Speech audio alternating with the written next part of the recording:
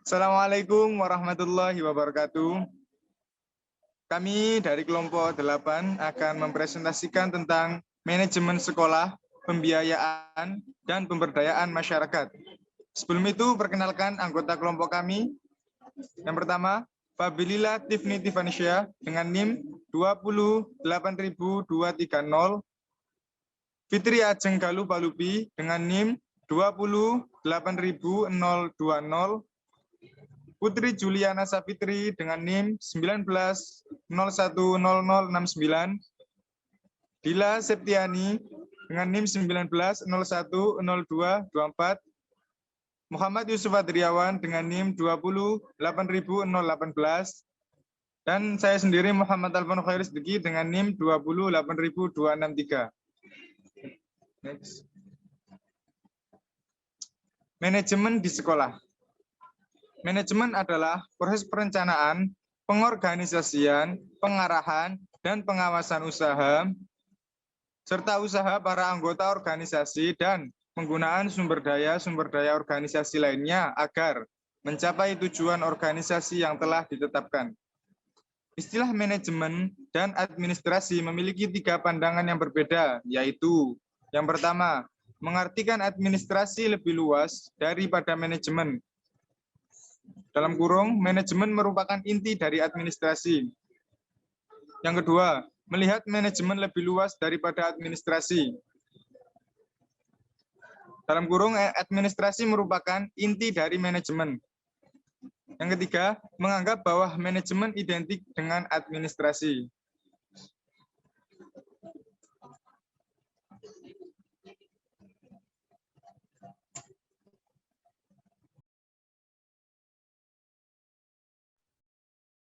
Selanjutnya akan dilanjutkan oleh saya. B. Ruang lingkup. Manajemen berbasis sekolah memberikan kewenangan penuh kepada pihak sekolah untuk merencanakan, mengorganisasikan, mengarahkan, mengkoordinasikan, mengawasi, dan mengevaluasi komponen-komponen pendidikan sekolah yang bersangkutan. Komponen-komponen tersebut meliputi yang pertama ada input sekolah atau kesiswaan, yang kedua ada kurikulum, yang ketiga ada tenaga kependidikan, yang keempat ada sarana dan prasarana, yang kelima ada dana, yang keenam ada lingkungan atau hubungan sekolah dengan masyarakat, dan yang terakhir ada kegiatan belajar mengajar yang secara diagramatis seperti komponen-komponen tersebut merupakan subsistem dalam sistem pendidikan. Bila terdapat perubahan pada salah satu subsistem tersebut, maka menuntut perubahan atau penyesuaian komponen lainnya. Yang selanjutnya, prinsip umum. Yang pertama, ada 3. Yang pertama, manajemen sekolah bersifat praktis dan fleksibel. Manajemen sekolah bersifat praktis dan fleksibel dapat dilaksanakan sesuai dengan kondisi dan situasi nyata di sekolah. Yang kedua, ada manajemen sekolah berfungsi sebagai sumber informasi bagi peningkatan pengelolaan pendidikan dan kegiatan belajar mengajar. Yang terakhir, ada manajemen sekolah dilaksanakan dengan suatu sistem mekanisme kerja yang menunjang realisasi pelaksanaan kurikulum. D. Kriteria manajer pendidikan.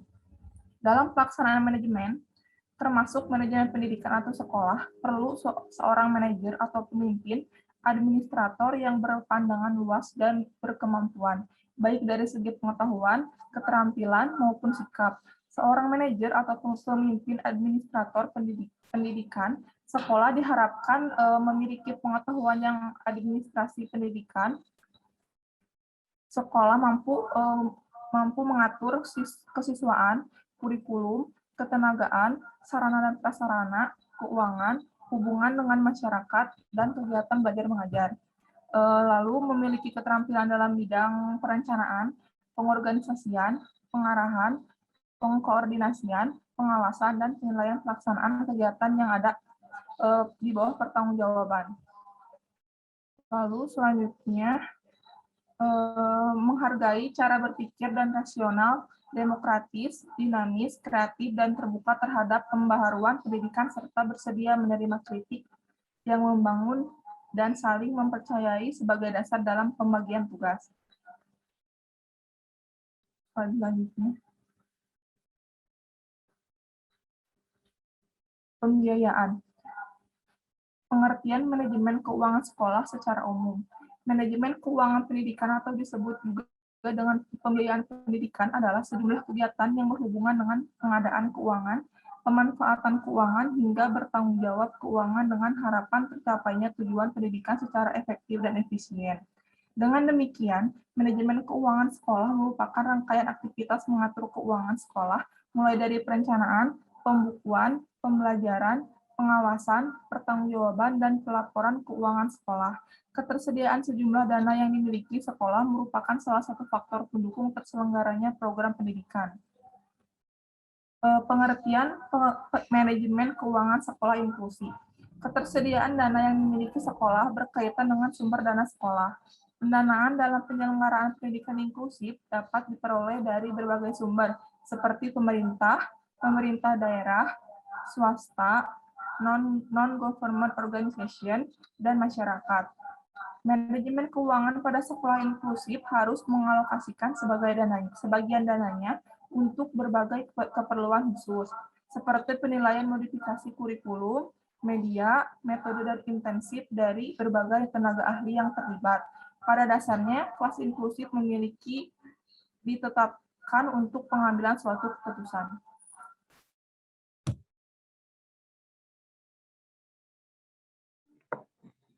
Di sini saya akan melanjutkan. Yang C ada fungsi manajemen keuangan sekolah.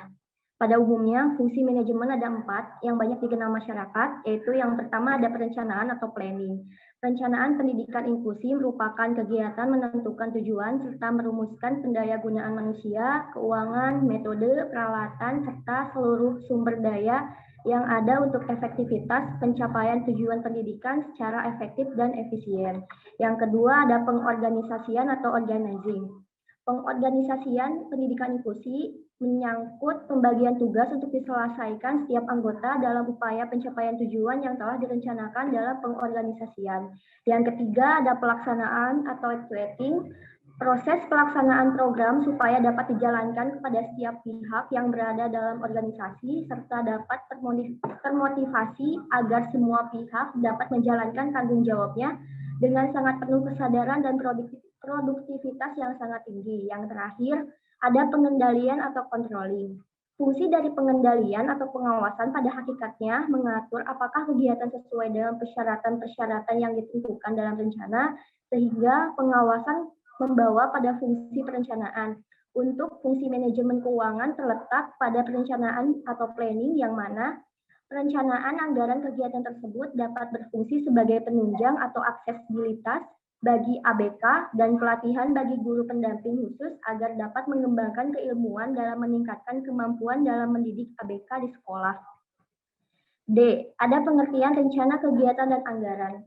RKAS atau rencana kegiatan dan anggaran sekolah merupakan dokumen anggaran sekolah resmi yang disetujui kepala sekolah serta disahkan dinas pendidikan setempat atau penyelenggaraan pendidikan atau yayasan.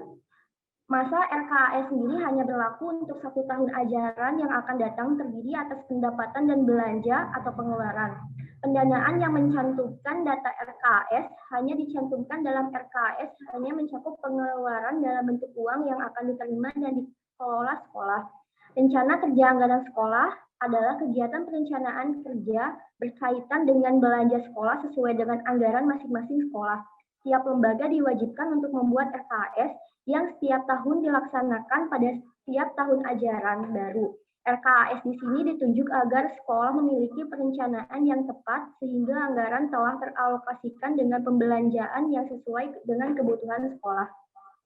Tentang pembiayaan sekolah, penyelenggaraan pendidikan inklusif tingkat sekolah dasar ini diperoleh melalui hasil pembiayaan program ditanggung oleh pemerintah pusat, pemerintah provinsi, dan sumbangan dari orang tua.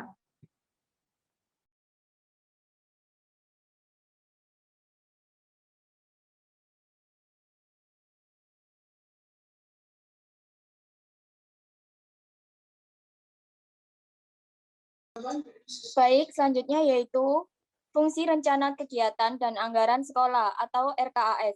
RKAS dapat berfungsi dengan baik bagi sekolah sendiri sebagai pedoman kerja atau kerangka dalam pengembangan sekolah, sekaligus sebagai rujukan dalam mengidentifikasi dalam pengajuan sumber daya pendidikan yang diperlukan dalam pengembangan sekolah, dan RKAS juga dapat berfungsi bagi pemerintah sebagai alat monitoring dan evaluasi pembelajaran sekolah. Selanjutnya ada tujuan rencana kegiatan dan anggaran sekolah. Tujuan manajemen keuangan yaitu memungkinkan penyelenggara pendidikan dilakukan secara efisien. Artinya, dengan dana tertentu diperoleh hasil yang maksimal atau dengan dana minimal diperoleh hasil atau tujuan tertentu.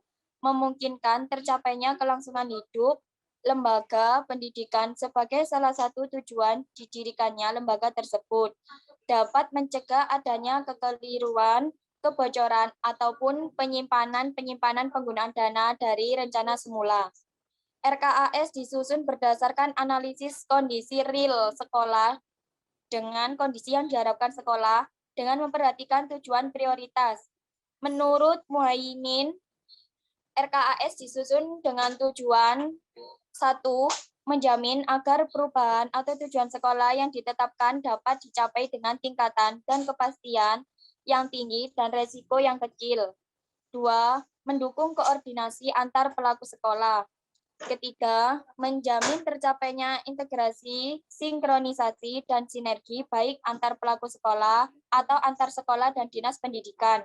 Yang keempat, menjamin keterkaitan antara perencanaan, penganggaran, pelaksanaan, dan pengawasan. Yang kelima, mengoptimalkan partisipasi warga sekolah dan masyarakat. Dan yang terakhir, menjamin tercapainya penggunaan sumber daya secara efisien, efektif, berkeadilan, dan berkelanjutan. Peraturan Menteri Pendidikan Nasional Nomor 19 Tahun 2007 tentang standar pengelolaan panduan penyusunan rencana kegiatan anggaran sekolah atau RKAS ini disusun dengan tujuan menyamakan pemahaman tentang konsep dan substansi RKAS dan memberikan rambu-rambu kepada sekolah dalam menyusun RKAS, sehingga sekolah dapat menyusun substansi RKAS sesuai kondisi real sekolah. Selanjutnya akan dilanjutkan oleh rekan saya. Baik, saya akan melanjutkan. Manfaat rencana kegiatan anggaran sekolah. Analisis manfaat biaya adalah analisis yang digunakan dalam mengukur efisien dari proyek berdasarkan manfaat yang didapatkan dan biaya yang dikeluarkan dengan mempertimbangkan nilai sekarang dan yang akan datang. Fatah 2012 juga menjelaskan bahwa analisis manfaat biaya pendidikan adalah rasio antara keuntungan finansial sebagai hasil pendidikan dengan seluruh biaya yang dikeluarkan untuk pendidikan. Berdasarkan teori tersebut, dapat disimpulkan bahwa analisis manfaat biaya adalah analisis yang digunakan dalam mengukur efisiensi dari proyek berdasarkan manfaat yang didapat dan biaya yang dikeluarkan dengan mempertimbangkan nilai sekarang dan yang akan datang. Next. Pemberdayaan masyarakat. A. Partisipasi masyarakat. Partisipasi dapat diartikan sebagai keterlibatan atau perasenta seseorang dan suatu aktivitas tertentu atau objek tertentu. Dengan demikian, partisipasi masyarakat dalam penyelenggaraan pendidikan inklusif adalah ikutsertaan atau peran serta masyarakat dalam penyelenggaraan pendidikan inklusif. Partisipasi seseorang atau suatu kelompok masyarakat terhadap penyelenggaraan pendidikan inklusif tergantung pada pengetahuan tentang pendidikan inklusif, sehingga terlihat pada yang pertama, pengambilan keputusan terhadap penyelenggaraan pendidikan inklusif. Yang kedua, reaksi terhadap pendidikan inklusif. Yang ketiga, sikap terhadap pendidikan inklusif, yaitu perasaan terhadap penyelenggaraan pendidikan inklusif. Dan yang terakhir, kebutuhan terhadap penyelenggaraan pendidikan inklusif. Selanjutnya akan dilanjutkan rekan saya. Selanjutnya pemberdayaan masyarakat. B. Pendayagunaan partisipasi masyarakat.